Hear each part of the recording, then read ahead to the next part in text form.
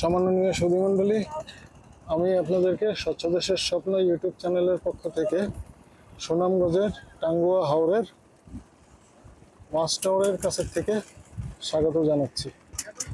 এখন বর্ষাকাল যেহেতু এখন এখানে প্রচুর পর্যটক আসে এবং চারদিকের পরিবেশ আপনাদেরকে কিছুটা দেখানোর চেষ্টা করব।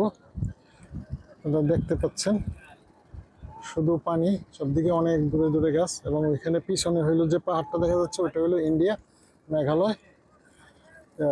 এইখানে এই ওয়াচ টাওয়ারের কাছে এই দেখছেন বড় বড় বুটগুলি দাঁড়ানো আছে। এইগুলিতে পর্যটক অ্যাকচুয়ালি সুনামগঞ্জ থেকে বা বিভিন্ন জায়গা থেকে, তাহিরপুর, এরকম বিভিন্ন জায়গা থেকে আসেন।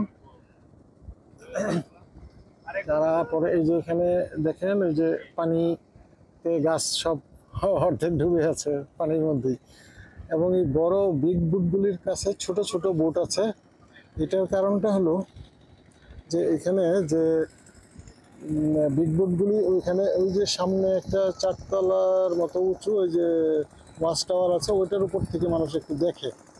তো ওইখানে আগে বড় বুটগুলি যেতে দিত, কিন্তু ওইখানে পর্যটকরা গিয়ে তাদের বিভিন্ন ব্যবহার্য জিনিস ফেলে পরিবেশ নষ্ট করে ফেলতো, নদীর পানি দূষণ হয়ে যেত, যার জন্য প্রশাসন থেকে এটা বন্ধ করে দিয়েছে। তারা দূরে নোংর করে থাকে, এখানে ছোট ছোট বুটগুলি মানুষকে খালি মানুষ হিসেবে নিয়ে যায়, অন্য জিনিস সাথে নেয় না, যার জন্য পরিবেশ কিছুটা হলেও দূষণমুক্ত রাখা সম্ভব হয়।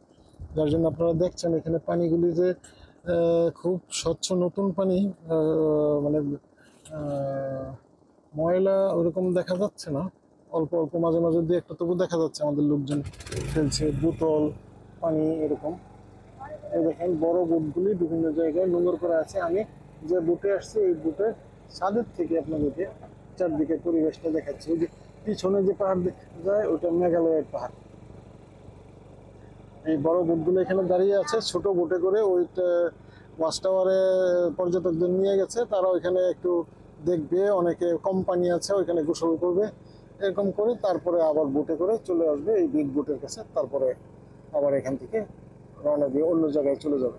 এটা 2 দিনের ট্যুর করে, আগের দিন সকালে রওনা দেয়, পরের দিন বিকালে ফিরে বিভিন্ন জায়গায় যায়। রাতে এই বোটের মধ্যেই সব কেবিন, ওখানেই থাকে, এখানেই খাওয়া দাওয়া, এইভাবেই চলে। তা আমি চারদিকের পরিবেশ একটু আপনাকে দেখানোর চেষ্টা করলাম। পানি, সব চারদিকেই পানি। এখন বিকাল প্রায় 3টার কাছাকাছি বাজে। এই যে দেখেন ভারতের মেঘালয়ের পাহাড়, আর সব পানি, অনেক গাছপালা অর্ধেক পানির নিচে ডুবে আছে।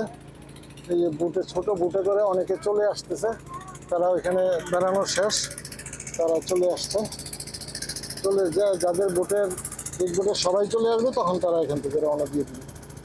এটা হলো এদের একটা স্থানীয় ভাবে সহযোগিতা করে, নিজেদেরও একটা জীবিকার কাজ হলো, এরকম একটা অবস্থা। এখানে মূল যে বিষয়টা সেটা হলো যে এইখানে এই বর্ষাকালে প্রচুর পানি থাকে, শীতকালে শুধু বিলগুলি, হাওরগুলিতে কিছু কিছু পানি থাকে, উপর আর বাকি অংশটুকু শুকায় যায়। এখানে মানুষের কৃষিজীবী যারা বাড়িঘর থাকে তারা সবাই ম্যাক্সিমাম কৃষিজীবী মানুষ, তারা ফসল উৎপাদন করে, সেই ফসল তারা কাজে লাগায়। এখন এইখানে এই নদীতে যে পরিবেশ, পানি দূষণ যাতে কম হয় বা মানুষের সচেতন হয় না করে, সেই জন্য প্রশাসন থেকে উদ্যোগ নেওয়া হয়েছে। এটা প্রশাসনকে ধন্যবাদ অবশ্যই। একই সাথে আমরা যারা এখানে পর্যটক আসে তাদেরও দায়িত্ব হলো যে আমাদের দেশের এই পরিবেশ আমরা নষ্ট করব না, তাহলে এটা দেশের জন্য মঙ্গল, আমাদের নিজেদের জন্য মঙ্গল, আমরা সেই ব্যবস্থাটা করব। আশা করি যে আমরা সবাই সেই বিষয়ে সচেতন হব, যে আমরা আমাদের পানি দূষণ, পরিবেশ দূষণ, শব্দ দূষণ, সব রকম দূষণ থেকে নিজেরা কিছুটা সচেতন হয়ে সেটা থেকে রক্ষা করার চেষ্টা করব, আমরা নিজেরাও রক্ষা পাওয়ার চেষ্টা করব, এই প্রত্যাশা রেখে এবং আপনাদেরকে এই সুনামগঞ্জের এই হাওর এবং এই সুন্দর এলাকাগুলি দেখতে আসার আমন্ত্রণ জানিয়ে সবাইকে ধন্যবাদ জানিয়ে এখানে শেষ করছি। ধন্যবাদ।